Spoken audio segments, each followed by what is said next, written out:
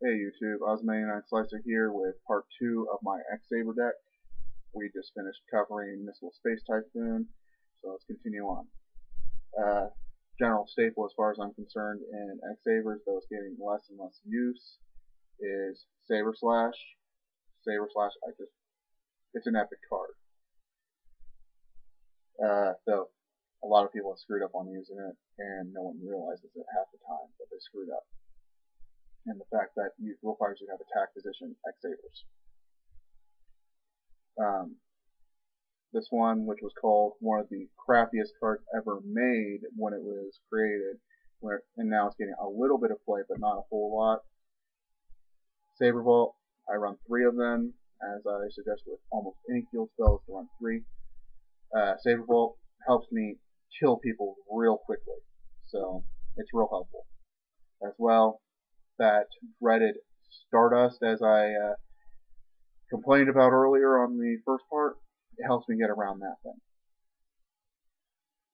Swords of Revealing Light, staple as far as I'm concerned, and though some of you don't feel it's worth the time or the space, I've been in so many situations where it has saved my ass like none other. It's essentially allowed me to go from absolutely losing the duel to coming back and kicking my opponent's ass like none other. So, Call it the Haunted, really broken in this deck in some manners as well. Great with Garson because you can get a search off of it. Great card in general. A general staple for X-Saber decks, which I'm considering going down to 1 possibly, because I don't get its ability off that often. It's either when I get it, I already have a full field, or I can't even use it, and then I'll try to get around to using it, and my opponent will MST it, and I can't get the ability off at that point. So I'm considering going down to 1. Gotom's Emergency Call is the card I'm talking about here. It's a great card, but it's also really freaking annoying when people side it in against you. Next card is a card that I essentially took advice from the Japanese on this one since I saw them using it a lot. I thought I'd try it out. I initially did it at 2, now I put it down to 1 because of some of the changes in my deck. And that's Raigeki Break. A lot of people here in America think the card sucks, but it helps you out in so many different ways. So, frankly, if you've got it, I suggest trying it out. Then one card that, surprisingly enough, people don't complain about whatsoever from what I've heard. That's, in my opinion, one of the most broken cards within the X-Sabers. Saber Hole, which I run 2 of them. You guys know pretty much what it does. For those of you who actually don't, for whatever reason, if you control a face-up X-Saber, you can, when your opponent summons a monster, you can negate the summon and destroy the monster, which is just insanely broken sometimes. Then Threatening Roar, general staple. Then let's move on to my extra deck. You guys will realize that this already is a pure X-Saber deck, which is the way I run all my decks. If it's an archetype, I run it pure way. Besides, if I'm going to build a meta deck, which X-Sabers are obviously a meta deck, I'm going to do it my way and the way I enjoy, which I enjoy doing the pure way because you can pull off some ridiculous combos with some of the cards combined. First off, I run 2 double X-Saber Gotoms. Gotoms is just freaking epic in general. I don't even care about his ability half the time. It's the fact that he's got a high attack, and then on top of that, cool artwork, and then there's the fact that you can use multiple tuners on him, which helps sometimes. Then the one synchro which I would expect more complaining about, but there really isn't, Yonwei. She's incredibly broken as far as I'm concerned. And she's become the main synchro I go for on a regular basis. The next one coming up is the one that I used to go for all the time, but not so much anymore. And then as well, he's going to essentially take another step down in terms of being sunk for once we get X-Saber Soza. Is Urbelm. I run 3. He's pretty easy to get out. That's why I run 3 of them. I don't really even use his ability half the time. And if you guys can hear that little tune, that's my phone going off with a text.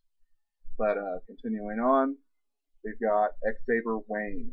X-Saber Wayne, he's actually kind of useless in X-Sabers because there's relatively few warriors, and the only use I have really for him, other than creating another beat stick, is jumping from his level. As synchros go, I really wish that they had made Souza a level 8 instead of 7. That would have made me happier. Continuing on, I guess.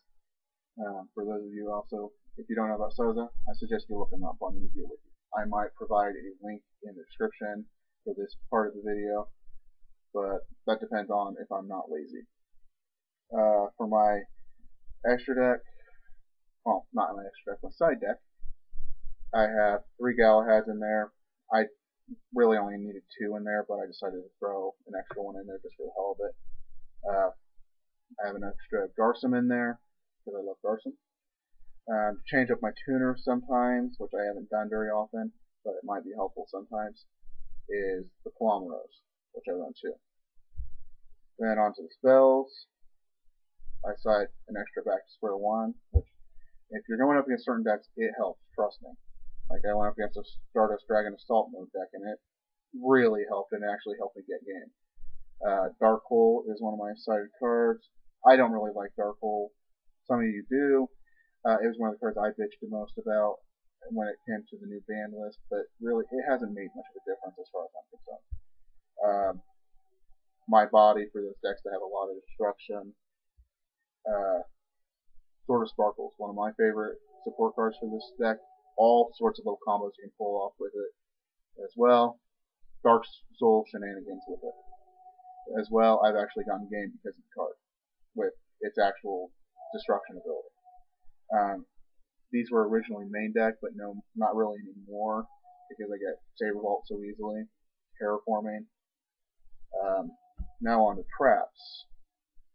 One of my favorite little tech cards is Mind Hacksaws. A lot of you became aware of this card when Infernities were doing the OTK, and people started citing in a Mind Hacksaws, and they started realizing people were setting monsters in the back row.